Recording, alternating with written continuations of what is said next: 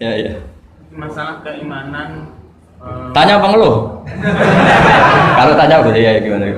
Masalah keimanan tentang qada dan qadar. Oh ya. Kalau qada dan qadar itu kita sudah ditentukan oleh Allah, kenapa masih dimintai pertanggungjawaban nanti di akhirat? Oh ya. Betul, betul.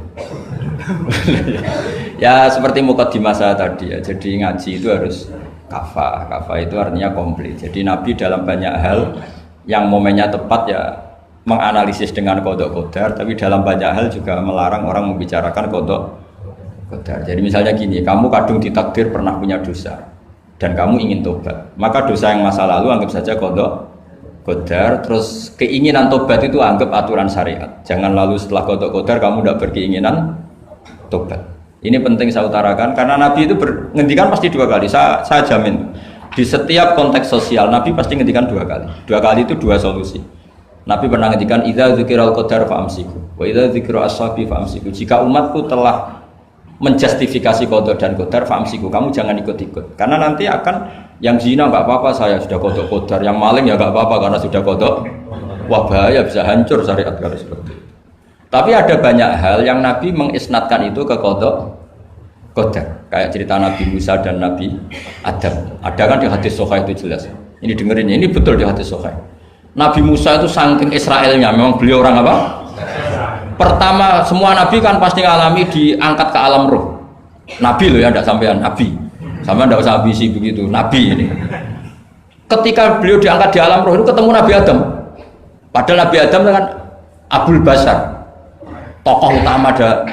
Pertama ketemu langsung ngomong gini, anta Adam, kamu betul yang namanya Adam? Ya saya Adam. Antal ladzi akhrajtan nasa minal jannati wa asqaitahum. Saya hafal hadisnya. Antal ladzi akhrajtan nasa minal jannati wa asqaitahum. Gara-gara kamu orang enggak hidup di surga. Jadi kalau sampean marah gara-gara kamu, saya harus cari uang sampai Korea gitu. Coba kalau kita masih di surga enggak perlu kerja di mana? Karena semuanya tersediakan, enggak punya istri jelek, semuanya cantik karena bidadari. Gara-gara jenengan kita harus keluar di bumi dan keluar dari surga. Nabi Adam itu karena orang sepuh ya, beliau santai saja. Anta Musa, kamu betul Musa? Ya, saya Musa.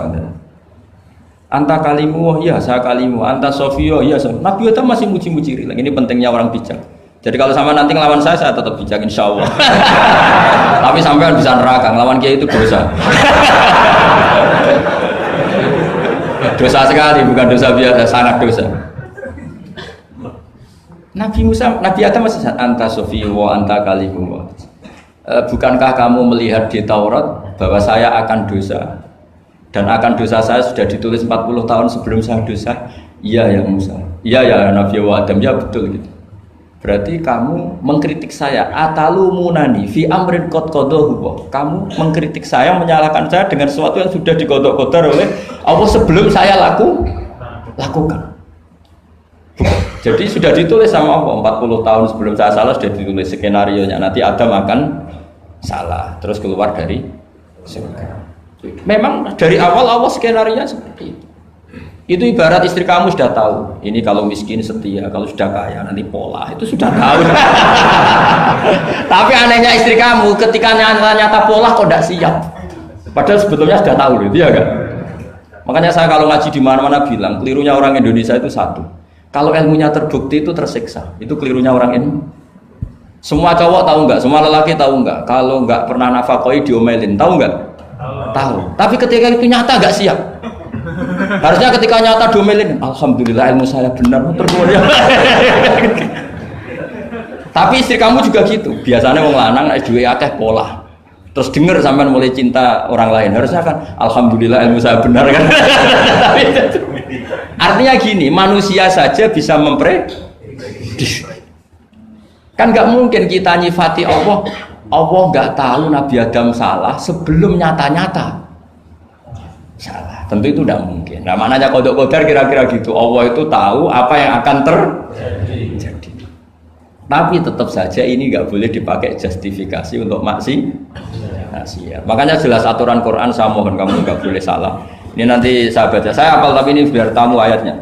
Itu ayatnya kan ma asoba musibatin fil ardi wala fi anfusikum illa fi kitabim min qabli an nabraha inna dzalika 'ala Allahi yasir likai la ta'sau ala ma fatakum wa la tafrahu bima atakum. Jadi apa yang mengenai kamu di bumi maupun ada pada diri kamu, anggap saja itu, yakini saja sebagai qada qadar, supaya kamu tidak putus asa apa yang sudah terlewatkan dan tidak bangga dengan apa yang kamu udah.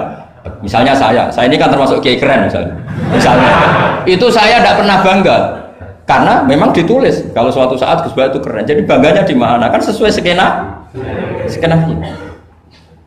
Jadi untuk menghilangkan ujub bangga itu dengan cara iman sama qada qadar.